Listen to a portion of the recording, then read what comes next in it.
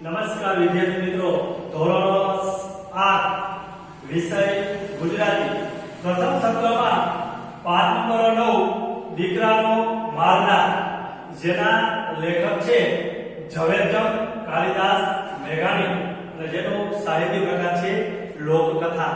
વિદ્યાર્થી મિત્રો, આપણે અગાઉના વિડીયોમાં આ પાઠના લેખકનો પરિચય અને સાથે સાથે આ પાઠમાં આવતા શબ્દાર્થની ચર્ચા કરી ચૂક્યા છીએ. તો આજે આપણે આ પાઠ સમજવાનો છે. પાઠ નંબર 9 દીકરાનો મારનાર, એટલે કે દીકરાનું મૃત્યુ પમાડનાર અથવા દીકરાનો જીવ લેનાર, જેના લેખક છે ઝવેરચંદ કાલિદાસ મેઘાણી. તો આપણે આ પાઠની શરૂઆત કરતા પહેલા આ પાઠનો ટૂંકમાં આપણે સાર સમજી લઈએ, ત્યારબાદ આપણે પાઠની ચર્ચા કરીશું. તો મિત્રો, આપણે પાઠની શરૂઆતમાં જોઈએ તો દેવળિયા ગામના ઝાપામાં જુવાનો ધૂળેટીનો તહેવારમાં રમવામાં મશગુલ હતા અને સાથે સાથે મનોદર ખાનનો પુત્ર 8 વર્ષનો છે એ પણ સાથે હોય છે અને સાથે સાથે તે ગામના જુવાનો હોળી ધૂળેટીના તહેવારમાં રંગાયેલા હોય છે, એકબીજાને કલર ઉડાડતા હોય છે, રમતા હોય છે. કેમ કે આગલા દિવસે હોળીનો તહેવાર હોય છે, એટલે ત્યાર પછીના દિવસે આપણે ધૂળેટી કહીએ છીએ. ધૂળેટીના તહેવારમાં મશગુલ અથવા તલ્લીન હોય છે.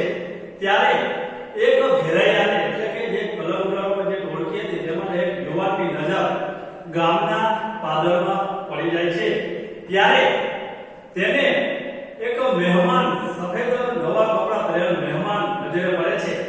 ત્યારે એ ખૂબ જ ઉલ્લાસમાં, આનંદમાં આવી જાય છે અને કહે છે કે મહેમાન આવ્યો છે, તેને આપણે કલર ઉડાડવાની મજા લેશું, રોડવાની કલર ઉડાડવાની મજા લેશું. અને ત્યારે બીજો કહે છે કે મહેમાનને ઉડાડશોમાં, પરંતુ ત્યારે કોઈ ઘેરાયો બોલે છે કે આવો મહેમાન ફરી ક્યારે હાથમાં આવશે. એ મહેમાન છે એક ચારણ. જે ચારણ છે એ મનોદર ખાનના આંગણે આજના ઉજળા દિવસે, એટલે કે સારા દિવસે કંઈક મળશે, કંઈક ભેટ સોગાદ મળશે, કંઈક દાન મળશે, એ આશાએ પોતાના નવા ઉજળા સફેદ દૂધ જેવા કપડાં પહેરીને તે ગામની તરફ આવે છે. કારણ કે તેની પાસે કઈ તેના બાળકોને, છોકરાઓને ખવડાવવા માટેનું કઈ ધન દોલત કે અનાજ હતું નહીં, એટલે એ આશાએ મનોદર ખાન પાસે આવે છે અને કંઈક મળશે એ આશાએ તે તેના ગામમાં પ્રવેશે છે. ત્યારે ઘેરાયાઓ ની લગોડો નજીક આવી જાય છે. ત્યારે એ ચારણ છે, મહેમાન છે, બોલે છે કે મને કલર છાંટશોમાં, હું તમને હાથે પગે લાગુ, મને ઉડાડશો નહીં કલર. ત્યારે ઘેરાયાઓ હોય છે એ તેને ઘેરી દે છે અને ચીચિયાળી રો બપોર સો બપોર ચીચિયાળી અને એકદમ ધૂળના ગોટાઓ ઉડવા લાગે છે. અને મહેમાને જેના હાથ નીચે દબાવેલી તલવાર હોય છે જ્ઞાન સાથે, એ તલવાર ઘેરાવથી બચવા માટે, ધૂળની ડમરી હોય છે વેચવા માટે છે, એટલે આમ ફેરવવા લાગે છે પોતાનો બચાવ કરવા માટે, જેથી કરીને ઘેરાયાઓ તેનાથી દૂર રહી અને તેને કલર ન ઉડાડે. કારણ કે જો કલર ઉડાડે તો કપડા એના ખરાબ થઈ જાય, તો મનોદર ખાનના આંગણે જાવ તો ત્યારે એને ખરાબ લાગે એના માટે. હવે એવું બને છે કે ધૂળની ડમરીઓને આંધી વચ્ચે અચાનક તો તલવારનું મ્યાન નીકળી જાય છે તલવારમાંથી, અને રાજા મનોદર ખાનનો કુંવર, જે 8 વર્ષનો એનો દીકરો હોય છે, સાથે હોય છે ઘેરાયાઓ સાથે, તેના ગળામાં તલવારનો એક કાપો લાગી જાય છે અને એના ગળાની એક નસ કપાઈ જાય છે અને લોહી વહવા માંડે છે, લોહી નીકળવા માંડે છે. આથી કુંવર છે એ મૃત્યુ પામે છે. કુંવર મૃત્યુ પામે છે. આ બાજુ મનોદર ખાનના આંગણે ડાયરો ભરાઈને બેઠેલો હોય છે અને કલાકારો હોય છે, ગાવા વગાડવાવાળા હોય છે, નર્તકીઓ હોય છે, બધા એમાં ડાયરામાં મશગુલ હોય છે. ત્યારે કોઈ સમાચાર આપે છે કે કુંવર મરાયો, એટલે કે કુંવરને મહેમાન જે આવ્યો છે એને મારી નાખ્યો છે. આ વાત સાંભળતા જ રાજા મનોદર ખાન કહે છે કે કેનો દિયા જે થયો છે. પોતાની ઘોડી લઈ અને નીકળી પડે છે અને ગામ લોકોને જણાવે છે કે હમણાં જ એ મહેમાન ઉભે માર્ગે ભાગી ભાગ્યો છે. આ બાજુ મહેમાન આગળ ભાગે છે અને રાજા મંદોદર ખાન તેની ઘોડી લઈને પવન વેગે ઝડપથી તેની પાછળ જાય છે. આ બાજુ ગામના લોકોનો આક્રોશ, ગુસ્સો જોવા મળે છે, કારણ કે તેના રાજા છે મંદોદર ખાન એના દીકરાને, એક દીકરો કુંવર છે તેને મારે છે. આથી લોકો પોતાના હાથમાં ધારિયા, કુવાડા, લાકડી, હથિયાર લઈ અને તે મહેમાનનો પીછો પણ કરે છે. હવે મંદોદર ખાન પેલા મહેમાનને ભાગતો જોઈ જાય છે. મહેમાનના હાથમાં એટલે કે ચારણના હાથમાં ખુલ્લી તલવાર ચમકે છે ત્યારે જાણી જાય છે કે આ જ છે મારા દીકરાનો મારનાર. હવે જ્યારે ઘોડાના ડાબલાનો અવાજ એ ચારણને સંભળાય છે એટલે ચારણ સમજી ગયો કે હવે મારું મોત નજીક આવે છે. ત્યારે પોતાની ખુલ્લી તલવાર છે પોતાના ગળે રાખીને પોતે મૃત્યુ ઈચ્છી રહ્યો હોય છે કે રાજાના હાથમાં આવીશ તો મને કેવું મૃત્યુ આપશે. એ કહેતા હું મારી જાતે મૃત્યુ પામી જાઉં જેથી કરીને મારો છુટકારો મળે છે. ત્યારે રાજા મંદોદર ખાન છે એ પોતાની ઘોડી દૂર ઊભી રાખે છે અને પૂછે છે કે તમે કોણ છો. ત્યારે ચારણ માંડીને વાત કરે છે કે હું તમારા આંગણે આ ઉજળા દિવસે સારા તહેવારનો દિવસ છે ત્યારે કંઈક મેળવવાની આશાએ આવવાનો હતો, પરંતુ ગામના પાદરમાં યુવાનોએ ઘેરાયા મને ઘેરી લીધો અને રંગ એટલે કલર છાંટવા માટે એને મને કલર છાંટવા માટે કોશિશ કરી એટલે મારો બચાવ કરતા અજાણતા તલવારને ફેરવવાની અજાણતા તલવારની મ્યાન નીકળી જાય છે અને કુંવરના ગળામાં લાગી જાય છે અને મને એનું મેં અજાણતા કરેલું છે. મારે કોઈ ભાવાર્થ નતો કે કુંવરને મારે મારી નાખ્યો, પરંતુ મારા બચાવ માટે બે તલવાર ફેરવવા માટે જેથી કરીને ઘેરાયાઓ મારાથી દૂર રહે. પરંતુ એક તલવારનો ઘસકતો ઢીકો એ ગળામાં કુંવરને થઈ ગયો, કુંવર મૃત્યુ પામે છે. તો રાજા આ બધી વાતો જાણી જાય છે અને એને ખબર પડે છે કે આ ચારણે અજાણતા મારા દીકરાને માર્યો છે. તો આ તો મારો અતિથિ કહેવાય. તો આપણે ખબર છે કે મિત્રો અતિથિ ધર્મ છે એ અગાઉના રાજા મહારાજાઓ ખૂબ જ નિભાવતા હતા. તો અહીં મંદોદર ખાન છે પણ પોતાનો અતિથિ ધર્મ એટલે મહેમાનનો ગતિનો ધર્મ નિભાવે છે અને પોતાની ઘોડી એ ચારણને આપી અને ત્યાંથી ભગાડી મૂકે છે અને કહે છે કે જો તું હવે અહીં થોભીશ, રોકાઈશ તો ગામના લોકો તારા હાયલાઇટ જેવા કટકા કરી નાખશે. એનો ગુસ્સો એટલો છે કે હું તને રોકી શકું એમ નથી, એટલે મારી ઘોડી લઈને તો અહીંથી નીકળી જા. તો મહેમાન પૂછે તમે કોણ છો. ત્યારે રાજા મંદોદર ખાન કહે છે કે અત્યારે એ પૂછવાનો વખત નથી, સમય નથી, અત્યારે તું તારો જીવ બચા, કારણ કે તારે પણ તારા ઘરે જો તારું મૃત્યુ થશે તો તારા ઘરે તારા છોકરાઓ છે એ રખડી પડશે, એ તો કોણ. ત્યારે એ મહેમાન છે ચારણ છે મંદોદર ખાનની ઘોડી લઈ અને ત્યાંથી નીકળી જાય છે. આ બાજુ ગામના લોકોનું ટોળું મંદોદર ખાનની પાસે આવી જાય છે. ભાગોળમાં જે રસ્તામાં જે મહેમાન ભાઈ કોઈ રસ્તામાં ત્યાં પહોંચી જાય છે અને પૂછે છે કે મહેમાન ક્યાં ગયો, જે દીકરાનો મારનાર તો હત્યારો હતો એ મહેમાન કઈ બાજુ ગયો. ત્યારે મંદોદર ખાન જણાવે છે કે એ બાપ મારાથી લોટકો નીકળ્યો એટલે કે મારા કરતા બળવાન નીકળ્યો, મારી તલવાર અને ઘોડી બંને મારા આગળથી ઝૂંટવી અને ભાગી ગયો. ત્યારે ગામના લોકો એમ કહે છે કે બાપુ અમને મૂર્ખ ન બનાવો.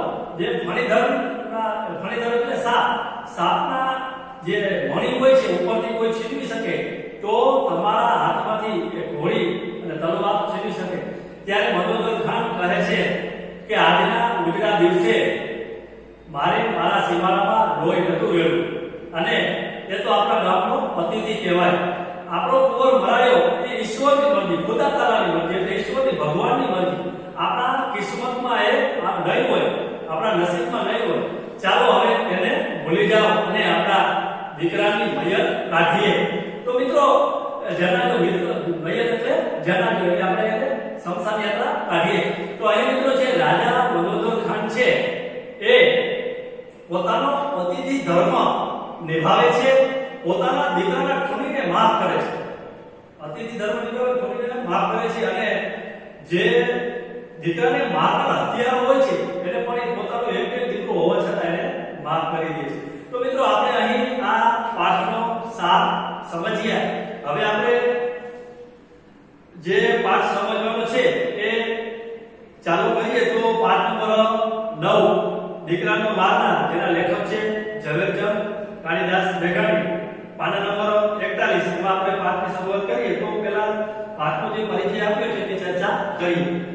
મંદોદર ખાન દરબારને ત્યાં હોળી ટાણે એક ચારણ આવે છે, પણ ઘેરાયાઓની ધાંધલ ધમાલથી ઘેરાયેલા ચારણ તે અજાણતા યજમાન મંદોદર ખાનના પુત્રના ગળા પર ઘસરકો થઈ જાય છે, તેથી તે મૃત્યુ પામે છે.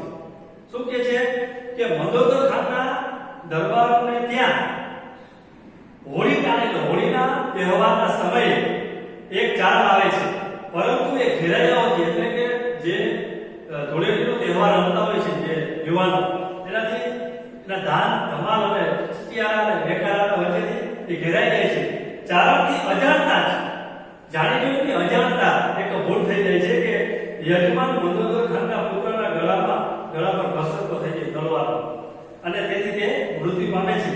આથી ગામ લોકો ક્રોધે ભરાય છે, પોતાના રાજાનો દીકરો દરબારના દીકરાને મારી નાખે છે, એટલે લોકો ક્રોધે ભરાય છે અને ચારણ ભાગે છે. ચારણ પોતાનો જીવ બચાવવા આગળ ભાગે છે. મંદોદર ખાનને આ વાતની ખબર પડે છે, દરબાર મંદોદર ખાન હોય છે એ ખબર પડે છે, અને ત્યાં પેલા ચારણની પાછળ મારતી ઘોડીએ જાય છે. એ ચારણની પાછળ મારતી ઘોડીએ જાય છે અને અતિથી ચારણને પોતાની ઘોડી સોંપી ઝડપથી ભાગી જવા સૂચવે છે. ત્યારે એ મંદોદર ખાન એ દીકરાના મારનારને પકડવાને બદલે સજા કરવાને બદલે પોતાની ઘોડી આપીને ત્યાંથી ભાગી જવાનું કહે છે. યજમાનના અતિથ્ય ધર્મની અને મનુષ્યના દિલાવરના દિલની આ સચોટ લોકવાર્તા છે. અહીં અતિથિ ધર્મ એટલે મહેમાન નવાજી અને મનુષ્યના દિલની દિલાવર, મનુષ્ય કેટલો દિલાવર હોય છે, કેટલો ઉદાર હોય છે, એની આ લોકવાર્તા છે.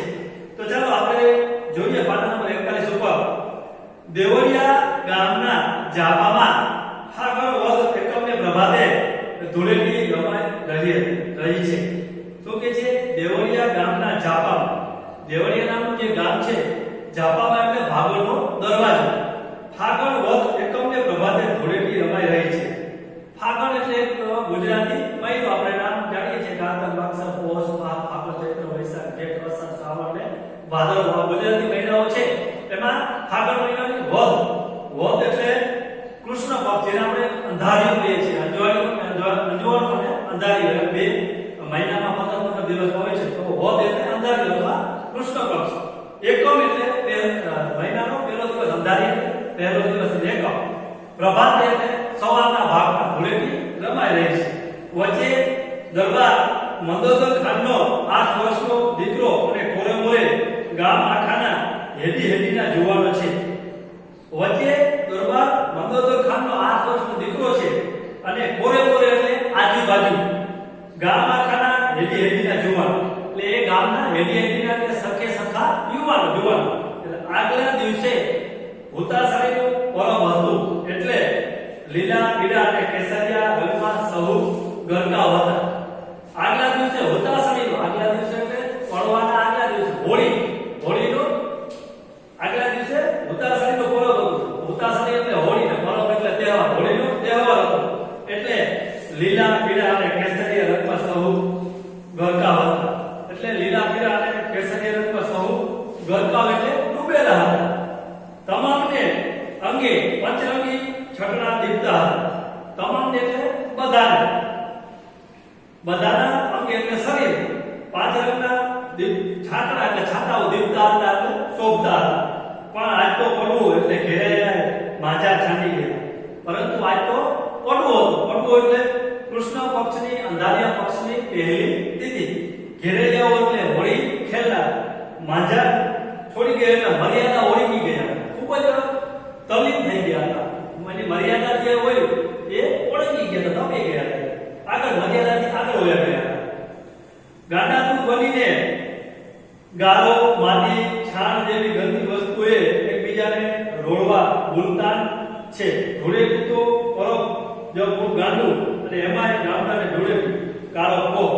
ગાંડાતુર થઈ ગયા હતા અને શું કરતા હતા કે બીજાને ગારો, માટી, છાણ જેવી ગંદી વસ્તુ, ખરાબ વસ્તુ એકબીજાને રોડવામાં, એકબીજાને ઉડાડવામાં ગુલતાન એટલે મશગુલ હતા. રોલવામાં એટલે ઉડાડવામાં, છાંટવામાં એકદમ મશગુલ હતા. અને ધૂળેટીનું પરમ મૂળ ગાંડું. ધૂળેટીનો તહેવાર મૂળ ગાંડો, માણસોને એનું ભાન ભૂલાવી દે છે. એમાંય ગામડાની ધૂળેટી અને આમાંય પાછી ગામડાની ધૂળેટી, કાળો પોપ, અતિશય જુલમ. તો મિત્રો આપણે અહીં સુધી આ પાઠની ચર્ચા કરી. હવે જે બાકીનો પાઠ છે, હવે પછીના વિડીયોમાં આપણે એની ચર્ચા કરીશું.